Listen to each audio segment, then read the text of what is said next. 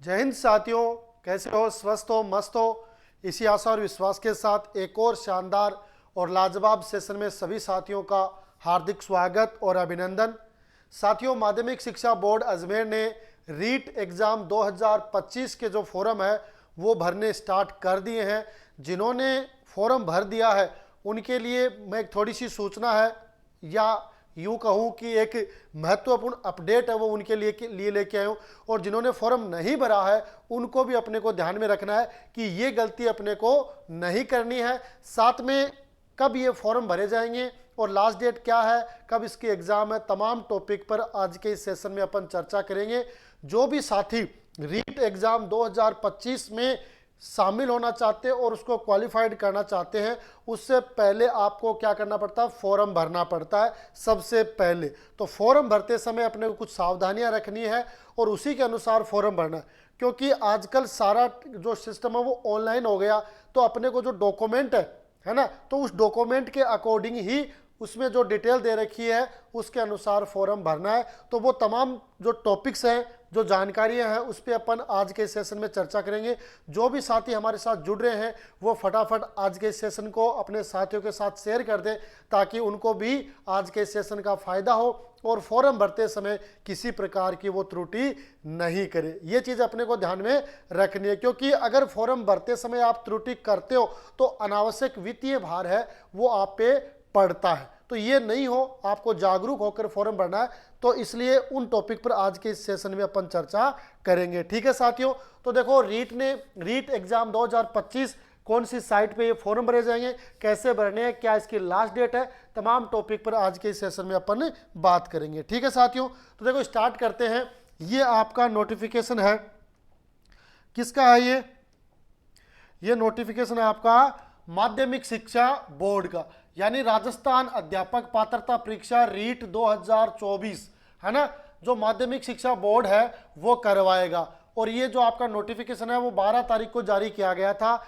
और पहले आपको पता है कि माध्यमिक शिक्षा बोर्ड अजमेर ही 10वीं और 12वीं बोर्ड एग्जाम करवाता है, इसलिए जो बोर्ड एग्जाम का जो शेड्यूल था आपकी रीट की वजह से उन्हें थोड़ा सा आगे भी खिसकाया गया है। ठीक है साथियों, तो ये रीट का नोटिफिकेशन है ना। अब देखो ये रीट है वो इसकी जो नोडल एजेंसी है वो आपका माध्यमिक शिक्षा बोर्ड अजमेर है, वो इसकी नोडल एजेंसी रहेगा। ठीक है, और ये परीक्षा मात्र और मात्र क्या रहेगी? क्वालिफाइड एग्जाम रहेगी, पात्रता परीक्षा रहेगी। इससे किसी प्रकार की कोई जॉब नहीं लगेगी, सिर्फ आप क्वालिफाइड हो जाओगे। आगे जब मेन एग्जाम लगेगी तो उसमें आप शामिल हो सकते हो। तो उसका क्राइटेरिया भी इन्होंने निर्धारित कर रखा है। ठीक है साथियों, है ना। तो ये इसमें अपन बातें कर लेते हैं। तो अपनी जो वेबसाइट है उस पर जो फॉर्म भरना है ना, वेबसाइट पे ऑनलाइन आवेदन करना है वो आपको 16/12 से लेकर 15 जनवरी तक करना है ना। कितने से?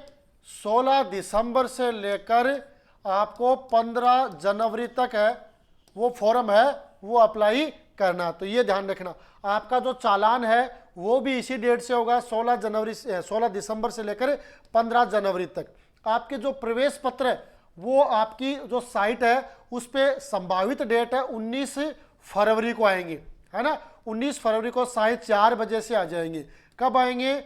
19/2/2025 को आपके एडमिट कार्ड है वो आएंगे, है ना। तो आपको फॉर्म भरना है कितने, कब से? 16 दिसंबर से लेकर 15 जनवरी तक। और आपके एडमिट कार्ड है वो 19 फरवरी को आएंगे। परीक्षा की डेट है वो पहले ही बता दी है कि कब होगी। 27/2/2025 को आपकी जो एग्जाम है वो आयोजित करवाई जाएगी। कब? 27 फरवरी 2025 को, है ना। और ये भी एग्जाम है किन पारियों में होगी? 2 पारियों में होगी, जिसमें आपकी प्रथम पारी है वो 10 से 12:30 बजे तक रहेगी और द्वितीय पारी है वो 3 से 5:30 बजे तक रहेगी। तो कुल मिलाकर आपको 2 घंटे और 30 मिनट यानी 150 क्वेश्चनों को कंप्लीट करने के लिए आपको 150 मिनट का समय है वो जो आपका माध्यमिक शिक्षा बोर्ड है वो आपको देगा। तो हर 1 मिनट में आपको एक क्वेश्चन है वो करना पड़ेगा। ठीक है, अब इसके लिए कुछ नोट्स दे रखे हैं, है ना, कि अभ्यर्थी को परीक्षा प्रारंभ होने के 2 घंटे पहले परीक्षा केंद्र पर रिपोर्टिंग करनी है ना। पिछली बार जब रीट एग्जाम हुई थी तो इस तरह की कुछ असुविधाएं रह गई थी कि भाई जो बच्चा है वो समय पे नहीं पहुंचा, अभ्यर्थी है समय पे नहीं पहुंचा, गेट बंद हो गया, फिर उन्हें रिक्वेस्ट की फिर भी एंट्री नहीं हुई, है ना। तो अनावश्यक, क्योंकि हम भी राजकीय कर्मचारी हैं, हमारे भी कुछ बाउंडेशन होती है, कोई बच्चा लेट पहुंचता है तो हम प्रयास करते हैं भाई उनकी एंट्री करवाएं, लेकिन जब नियम सख्त होता है कि एंट्री नहीं तो फिर नहीं होती है। तो इस वजह से अपने को ध्यान रखना है कि 2 घंटे से पहले आपको वहां पर रिपोर्टिंग है वो करवा देनी है, क्योंकि उस समय एग्जाम होती है तो जो ट्रैफिक वगैरह वो ज़्यादा होता है, कई बार मौसम खराब हो जाता है, इस वजह से अपन समय पे नहीं पहुंच पाते हैं, तो वहां पर ये दिक्कतें होती है। तो ये चीज़ अपने को ध्यान में रखना है कि जब आप इतनी बढ़िया तैयारी कर रहे हो, पूरी मेहनत से पूरे जोश से आप लगे हुए हो, तो आपको 2 घंटे पहले एग्जाम सेंटर पर पहुंच जाना,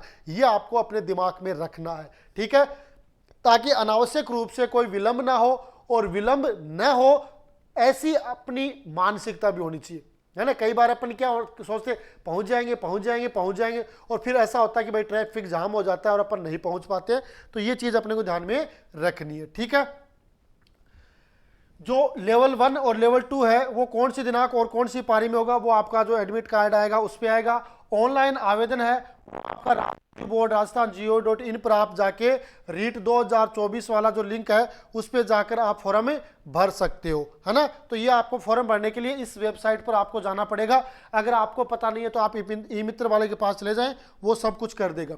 अगर फीस क्या रहने वाली है, फीस क्या रहने वाली है, अगर आप L1 के लिए भरते हो तो 550 रुपये, अगर आप L2 के लिए भी भरते हो तो भी आपके 550 रुपये, लेकिन आप दोनों के लिए भरते हो तो 750 रुपये। यानी अगर आपने पहले STC कर लिया 12वीं पास के बाद, फिर हो सकता है कई दिनों तक भर्ती नहीं आई, आप जॉब नहीं लगे, आपने BA कर ली, आपने BA कर ली या BSc कर ली, और उसके बाद आपने B.Ed कर ली, है ना। तो आप B.Ed कर ली तो आप क्या हो गए, L1 के लिए भी पात्र है और L2 के लिए भी पात्र है। तो वहां पर आप 750 रुपये देकर दोनों फॉर्म है वो भर सकते हैं। पर ये अपने को विशेष ध्यान रखना है, अपने पास वो योग्यताएं होनी चाहिए, वो योग्यताएं होनी चाहिए, वो योग्यता होगी तभी उसमें अपन शामिल हो सकते हैं, है ना।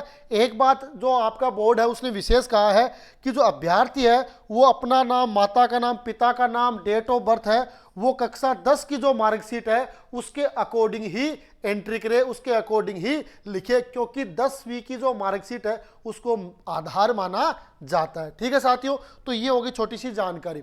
इसके बाद यहां देखें, ये हो गया कि भाई प्रविष्टियां सही हो, फोटो हस्ताक्षर सही हो, है ना, ठीक है। ये दाढ़ी वगैरह नहीं होनी चाहिए, सही तरीके से आपकी फोटो होनी चाहिए, 10वीं की अंक तालिका वो अपलोड आपको करनी है, ठीक है। अब देखो ये इंपॉर्टेंट पॉइंट है जिसकी मैं बात कर रहा था, ये इंपॉर्टेंट पॉइंट है ना, इसको अपने को ध्यान में रखना, ठीक है। ये आपका इंपॉर्टेंट पॉइंट है जो मैंने आपके थंबनेल में भी लगाया है, ये इंपॉर्टेंट पॉइंट। अपन क्या करते हैं कि कई बार सेंटर के चक्कर में अपन क्या कर देते हैं कि भाई सेंटर अपन नजदीक आए उसमें अपन एग्जाम देने जाएं, तो अपन क्या करते हैं 1 फॉर्म 2 फॉर्म 3 फॉर्म लगा देते हैं, और बहुत बार विद्यार्थियों ने लगाए भी है, सोचते हैं भाई 550 रुपए तो लगने। अगर कोई सेंटर मान लो बाय द वे कोई दूर आता है और एक सेंटर मान लो नजदीक आ जाए, तो इससे अच्छा कि अपने 2,000 3,000 4,000 तो किराए के लग जाएंगे, तो इससे अच्छा कि आप क्या करते हो 2-3 फॉर्म भर देते हो। लेकिन इस बार जो माध्यमिक शिक्षा बोर्ड है, जो आपकी रीट की जो नोडल एजेंसी है, उन्होंने स्पष्ट कहा ये चीज अपने को ध्यान में रखना है ना, इसमें आपको बिल्कुल भी लापरवाही नहीं करनी। यदि किसी अभ्यर्थी ने 1 से अधिक आवेदन किया है, 1 से अधिक का मतलब 1 से अधिक डबल फॉर्म भर दिए, ट्रिपल फॉर्म भर दिए, तो पुनः वेबसाइट पर इस हेतु स्वयं द्वारा भरे आवेदन पत्रों में से किसी एक का चयन कर लेवे, अन्यथा 2 या 2 से अधिक आवेदन करने वाले अभ्यर्थियों के समस्त फॉर्म है वो निरस्त किए जा सकते हैं। ये बात मैं आपको बताना चाहता हूं। बाकी डिटेल तो आपने देख ली, कोई दिक्कत वाली बात नहीं है ना। आपने फॉर्म भर दिया, फीस भी कटवा दी, है ना, सारे काम हो गए, आपको सबको पता, आप तैयारी भी कर रहे हो। लेकिन ये चीज माइनर चीज है, इसको कोई नहीं पढ़ता है, और अपन क्या सोचते हैं कि सेंटर नजदीक आए उसमें एग्जाम दे लेंगे, और ये गलती आप कर देते हो। लेकिन इस बार स्पष्ट लिखा हुआ है, तो ये इंपॉर्टेंट है आप सब साथियों के लिए। तो इसलिए आपको ध्यान रखना है कि आपको एक ही फॉर्म है वो फिलअप करना है ना, फॉर्म एक ही भरना है है ना। अगर आप L1 के लिए भरते हो तो 550 रुपए वाली फीस कट जाएगी, L2 के लिए भरते हो तो 550 रुपए वाली फीस कट जाएगी, और दोनों बोथ के लिए भरते हो तो 750 रुपए वाली फीस कट जाएगी, लेकिन फॉर्म आपका एक ही होगा। ये क्लियर होना चाहिए आपकी, फॉर्म क्या होगा, फॉर्म एक ही होगा।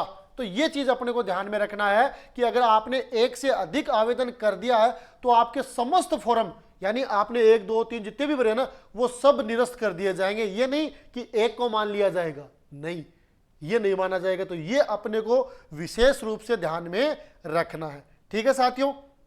तो ये विशेष रूप से अपने को ध्यान में रखना जरूरी है, ठीक है, ये अपने को ध्यान में रखना है। इसके अलावा बाकी ऑनलाइन जो चीज़ है जितनी भी है वो आप सही तरीके से भरें, है ना। ये भी एक विशेष है कि ऑनलाइन आवेदन पत्र सबमिट करने के पश्चात उसमें किसी प्रकार का संशोधन है वो नहीं किया जाएगा। संशोधन जैसे जो आपका चयन बोर्ड है, RPSC है, वो 300 रुपये फीस लेकर संशोधन का मौका देती है, लेकिन ये किसी प्रकार का संशोधन नहीं किया जाएगा, ये बात है उन्होंने स्पष्ट कह रखी है। तो ये चीज़ भी अपने को विशेष रूप से ध्यान में रखनी है, ठीक है। इसके अलावा जो आपकी योग्यताएं हैं वो L1 के लिए आपका 1 से 5 जो पढ़ाते हैं उनके लिए है कि भाई आपके पास 50% अंकों के साथ क्या होनी चाहिए, 12th क्लास होनी चाहिए 50% अंकों के साथ। इसके अलावा आपने BSTC कर रखी है, DLED कर रखा है। अगर आप DLED के BSTC के प्रथम वर्ष में भी हो, है ना, जिन्होंने इस सत्र यानी 2024 में पहले ईयर में एडमिशन लिया है, तो भी आप फॉर्म है वो भर सकते हो। बाकी सब के लिए आपके 50% है वो मार्क्स इन्होंने दे रखे हैं, है ना। और अगर आप प्रारंभिक शिक्षा में द्विवर्षीय डिप्लोमा है तो भी आप इसमें शामिल हो सकते हैं। तो ये क्वालिफिकेशन है, ये लगभग आप सबके पास कंप्लीट है, ठीक है।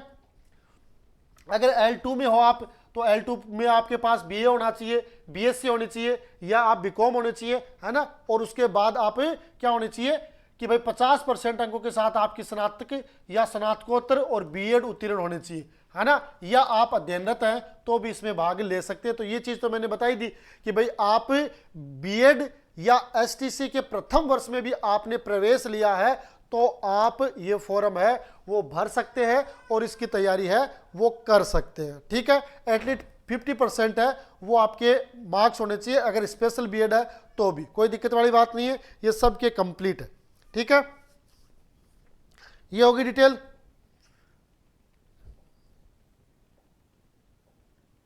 इसके बाद ये आपका क्राइटेरिया क्या है, क्राइटेरिया है कि भाई न्यूनतम आपके उत्तीर्णांक, है ना, कितने होंगे।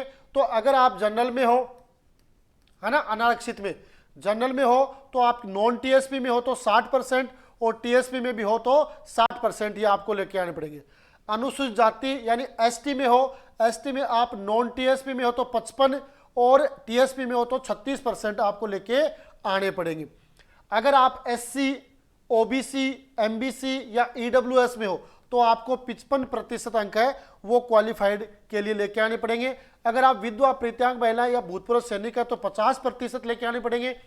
दिव्यांगजन जो नियमानुसार समस्त व्यक्ति है ना, दिव्यांग हो तो आपको 40% और शहरिया जनजाति हो तो 36% है आपके क्वालिफिकेशन मार्क्स है उन्होंने बताए हैं।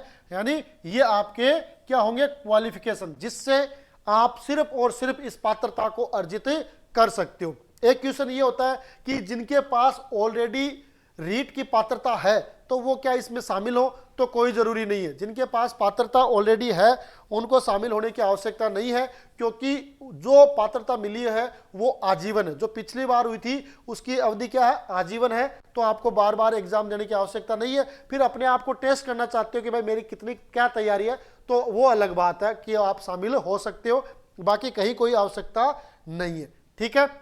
तो ये आपके जो क्राइटेरिया रहने वाला, ठीक है, इसके अकॉर्डिंग अपने को ध्यान में रखना है और ये तैयारी भी अपने को इसी के अकॉर्डिंग करनी है, ठीक है साथियों। तो मेरी बात समझ में आ गई। मैं आपको यही बताना चाहता हूं कि आप कहीं सेंटर के लालच में एक से अधिक फॉर्म मत भर देना। अगर एक से अधिक फॉर्म भर दोगे तो आपके सारे फॉर्म वो रद्द हो जाएंगे, और अगर भर दिए हैं तो उससे पहले आप क्या करो, एक जो भी आपको लगे कि ये फॉर्म आपको विड्रॉल करना है उस फॉर्म को आप विड्रॉल कर सकते हो। फॉर्म आपको एक ही रखना है, ठीक है साथियों। तो ये था आज का एक और शानदार और छोटा सा सेशन जो मैंने आपके साथ शेयर किया है।